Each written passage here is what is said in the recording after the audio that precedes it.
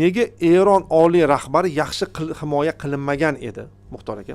Qarang, hurmatli kuzatuvchilar, demak, studiyamizda siyosatshunos va siyosiy tahlilchi ekspertlarimiz harbiy ekspertlar emas. Shuning uchun shuni hisobini ham hisobga olasizlar. Masalaning ko'proq siyosiy tashkiliy tarafini ular aytishadi, harbiy tomondan emas, chunki bu yerda harbiylarning ham roli bo'ladi, hali bunker masalalarida. Endi biz uni bilmaymiz qanaqa bo'lishini.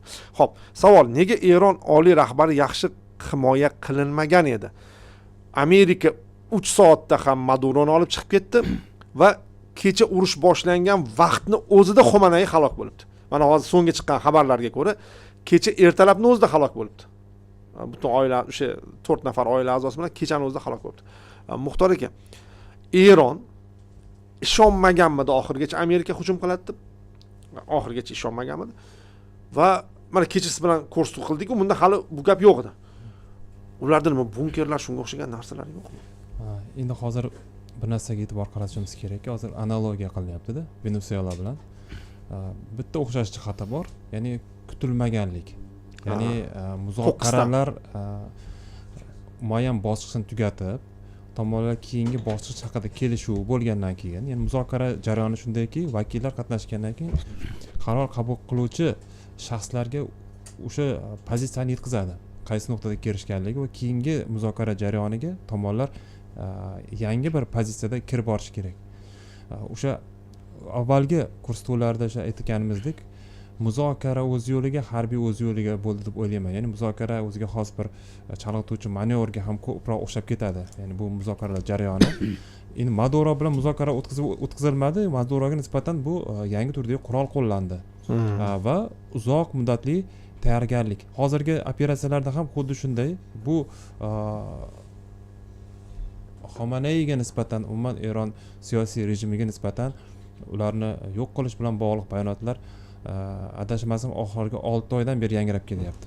Demakki, bu yerda jarayonlarda bor.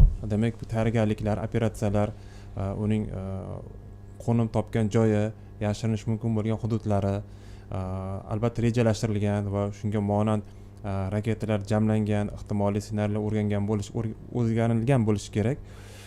Yana bir bizni bu fikrga undaydigan jihati, Eron o'zining imkoniyatlari darajasida mudofaa qila oladi. Ya'ni nimani xohlashdan qat'iy nazar imkon darajasida qiladi uni. Imkon darajasida amalga oshira oladi. Venesuela bilan ularning o'xshash jihati, bular uzoq muddat izolyatsiyadaligi. Ya'ni texnologik, axborot va harbiy nuqtai nazardan va Venesueladan farqli jihati, Eron o'zini ichki resurslariga, ichki imkoniyatlariga tayanib mudofaa sanoatini qurgan. Raketa sanoati ham va hokazolar ham, ya'ni avvalgi dron sanoati ham, ya'ni bu jihatdan texnologik baribir ortda qolish bor. Keyin bir narsani e'tiborga olishimiz kerak. Isroil mana shu operatsiyalar boshlanish arafasi shuni ko'rsatdiki, ya'ni Eron juda ham yaxshi o'rgangan. Chunki esingizda bo'lsa, o'sha Hamas yetakchisini o'sha o'zi yashayotgan joyda va berilgan zarba va aniq ko'rsatilganligi, yoki o'sha Hamas bir rahbarini Tehrondagi o'sha bir aniq zarba bilan yoki Qosim Sulaymoniyni aniq zarba bilan yo'q qilinish. Ya'ni yuqori darajada bu ularga beriladigan nishonlar avvaldan o'rganilgan, tayyorgarlik ko'rilgan va Eronni o'zida ham o'sha 12 kunlik urushda ko'rdikki, Eronning ichida ham Isroilning yoki unga o'ziga xos proksi bo'lgan kuchlar mavjud ekanligi, aniq bir manzillarni ko'rsatganligi yoki o'sha hududlardan mana hozir ko'rilyapti-ku, ya'ni zarba berilgandan keyin uni tasdig'ini ko'rish uchun rasm kerak ekan. Eronda internet o'chirilgan. Qandaydir tarzda u axborotlar yetib boryapti. Unga yetib boryapti. Masalan, Trampni ham ko'rsangiz, o'sha birinchi bayonot berganida Xomanayni o'ldirilganligi haqida uni rasmi unga ko'rsatilganligi haqidagi ma'lumot chiqdi-da. Qayerdan? Ya'ni o'sha tasdiqlovchi. Demak, bu jarayonlar yuqori darajada Eronning o'zida ham, demak, ularning vakillari borki, o'sha manzil, o'sha zarba beriladigan nuqtalarni ko'rsatib berayotganligi muayyan darajada nazarimda o'sha sabotaj deydimi, shu holat ishlar ham amalga oshirilayotgan bo'lishi mumkin. Eron juda ham hududi katta, aholisi ko'p, to'liq izolyatsiya qilish nazarimda qiyin. Endi bu mamlakatlarning Eronga nisbatan maqsadli harakat qilayotganligini ham e'tiborga olishimiz kerak. Ya'ni bu yerda asosiy manba sifatida Eron bu ekzistensial xavf, ya'ni Isroil davlatchiligining mavjudligi Eronni mavjudligini inkor qiladi, Eron mavjudligi Isroil davlatchiligining mavjudligini. Faqat imkoniyatlar, razvedka ma'lumotlari bir-biridan farq qiladi. Bir narsani unutmaylik. Amerika Qo'shma Shtatlari dunyoda eng yetakchi elektron razvedka bo'yicha. Ya'ni internet makonida yoki telefon orqali, mobil qurilmalar orqali har qanday ma'lumotlarni qayd etish va koordinatani aniqlash va hokazo imkoniyatlari borda. Bu orqali kichik ma'lumotlar orqali bir shaxs atrofida umuman bitta ma'lumotni bir yig'ish mumkin. Ya'ni uni xarakterini aniqlash mumkin, uni kundalik boradigan nuqtalarni aniqlash mumkin. To'g'ri, endi ma'lumot chiqqanda, ya'ni Xomanay maxsus joyga berkitilgan va asosiy boshqaruv Ali Larijaniga o'tgan, Xavfsizlik kengashining raisi deyilganda, hozirgi kunda ko'ryapmizki, o'sha boshqaruvdagi shaxslar omon qolib turibdi-da. O'sha ma'lumotlarni ham ko'ryapmiz. Keyingi boshqaruvda aynan shular hal qiluvchi rol egallashi mumkin. O'ziga xos bir kengash tashkil etiladi degan bir ma'lumotlar chiqyapti. Demakki, ular ko'zlagan maqsadiga erishib bo'ldi birinchi bosqichda. Shuni ham qayd etishimiz kerak. Endigi maqsad bu harbiy zarbalar to'liq tizimni ag'darishmi? Uni hozir tayanch nuqtalariga zarba berildi. Yoki o'sha muhim ular ko'zlagan shaxslarni yo'q qilganligi bilan ular cheklanadi. Nazarimda bu yerda ikki xil yondashuv bor. Amerika Qo'shma Shtatlari hozirgi holatni g'alabali deb o'zini ichki auditoriyasiga taqdim eta oladi. Chunki natijalar erishildi va dunyo axborot maydonida asosiy hozir xabar shu Xomanayni yo'q qilinganligi yoki halok bo'lganligi yoki o'sha Islom muhofizlari korpusi qo'mondonining yo'q qilinganligi, mudofaasining yo'q qilinganligi, asosiy figuralar yo'q qilingan. Lekin tizim yo'q bo'lgani yo'q. Tizimning tayanchi hali mustahkamligini ko'rsatyapti. Demak, uzoq muddatli operatsiyalar kerak. Bu borada esa Isroilning manfaatlari ko'proq mos keladi. Isroil manfaatlari tizimni o'zgartirishlik. Amerika Qo'shma Shtatlar manfaatlari vaqtinchalik bo'lsa ham aynan shaxslarni yo'q qilish orqali o'z natijasini ichki auditoriyaga g'alabali qilib taqdimni yetkazish.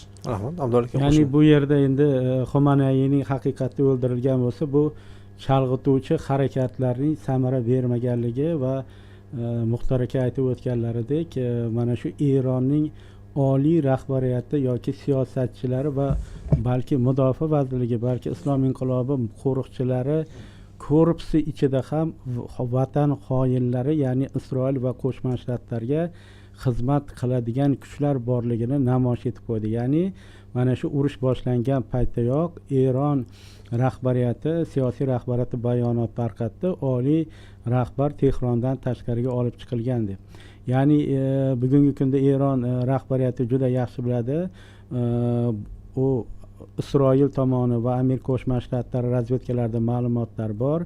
U bunkerga yashirilgan taqdirda mana shu og'ir bunkerni yo'q qiladigan raketalar bilan Xomanay yo'q qilinishi mumkin edi.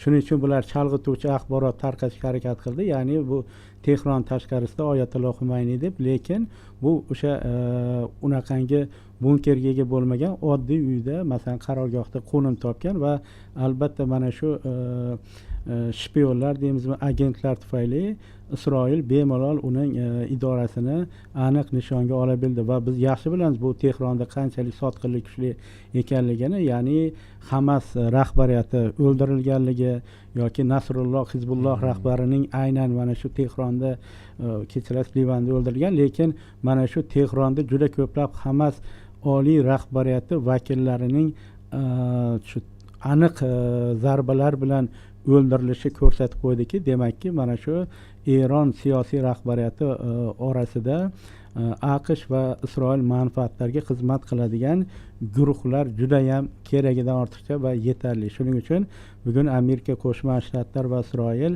birinchi maqsadga erishdi. Endi bu yog'iga mana shu aniq zarbalar bilan cheklandimi yoki Eronning rejimini bular ag'darmoqchimi, bugungi rejimini? Agar ag'darish maqsad bo'ladigan bo'lsa, albatta buning uchun quruqlikda operatsiyalar o'tkazilishi kerak yoki Eronning biror bir nuqtasidan birinchi o'sha isyonlar ko'tarilishi kerak va isyonlarni keyin kengaytirishga harakat qilinadi va shu ikkala omilni hisobga oladigan bo'lsak, endi bu yog'ini albatta vaqt ko'rsatadi.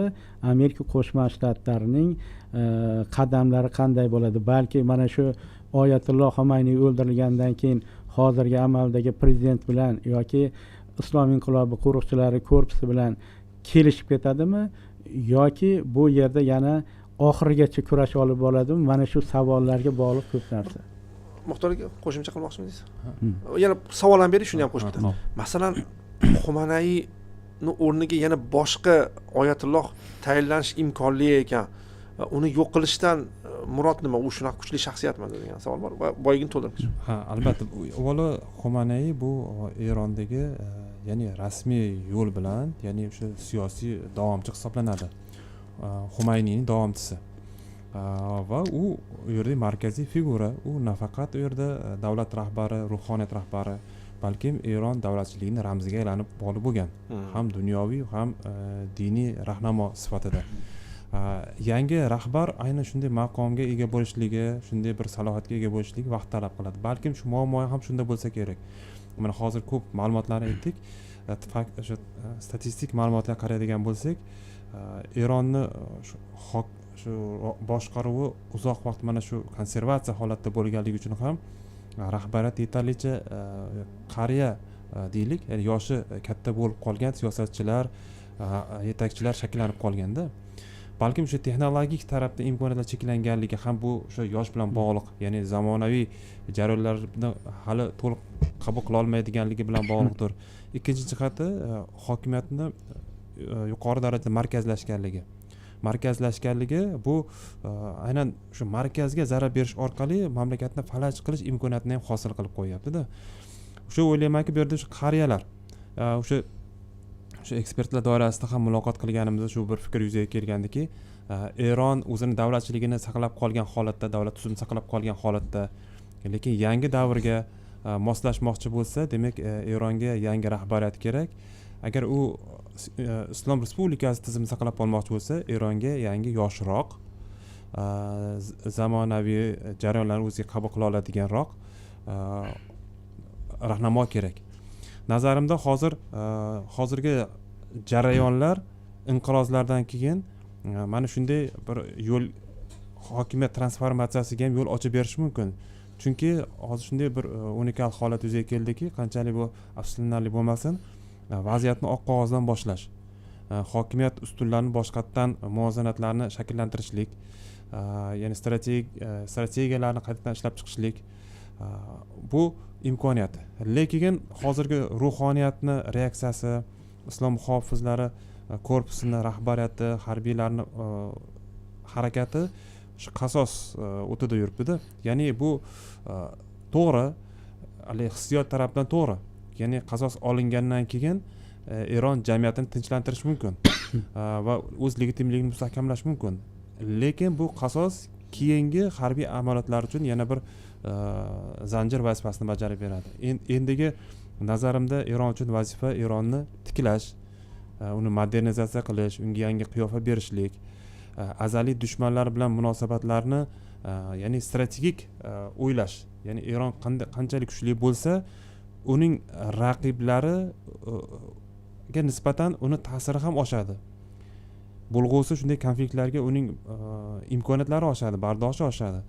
Demak, mana shunday tarzda o'ylash kerak. Hozir Eronni bu yerda o'ylaymanki, so'nggi yillarda ittifoqchi topishga harakat qildi-da. So'nggi yillarda shu yakkalanishi natijasida Eron Rossiyaga dronlarni sotganligi, hatto shu texnologiyasini yetkazib berganligi, hozir Rossiyaning o'zi ishlab chiqaryapti endi o'sha Shahid dronlarini, yoki Xitoy bilan iqtisodiy hamkorlikni chuqurlashtirganligi, bu baribir Eronni yakkalik holatidan olib chiqmadi.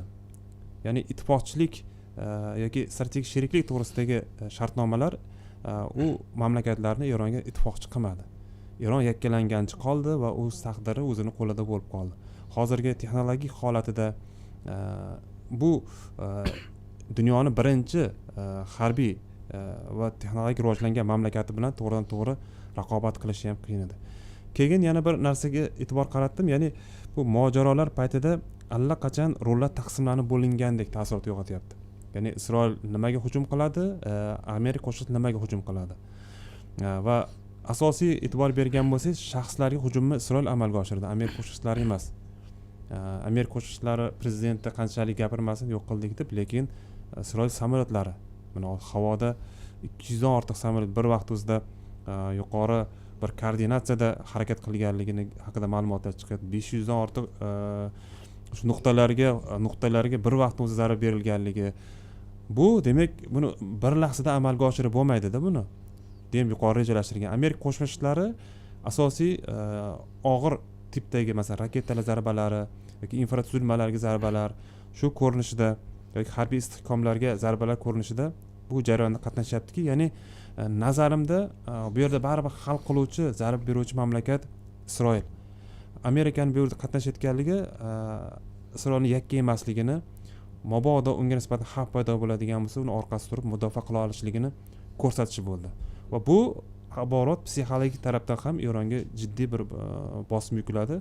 Hatto nafaqat Eronga, balki o'sha Ko'rfaz arab mamlakatlaridagi davlatlarga ham bosim yukladi. Hozir retorikani ko'rsangiz, avval neytral bo'lgan mamlakatlarda sekin-asta vaziyatni bunday o'zgarganligini ko'rib, Ko'rfaz arab mamlakatlarida ham javob berish mumkin degan jumlalar aylanib qolyapti. Ya'ni ehtimoliy hozir harbiy bazalarga zarba berildi ularning hududidagi. Bu mamlakatlar ham bunday harakatlar davom etadigan bo'lsa, bu mojaroga qo'shilishi mumkin haqidagi gaplar aytyapti. Ya'ni bu vaziyatni yangi bir bosqichga olib chiqyapti-da.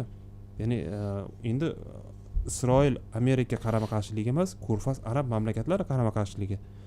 Demakki, bu yerda baribir Eronning kuchsizlanishidan Ko'rfaz arab mamlakatlari manfaatdor. Faqat ular tegishli, ular uchun xavf minimal bo'lgan vaziyat kutgandek. Va hozir shu vaziyat yuzaga kelgandek taassurot uyg'otyapti.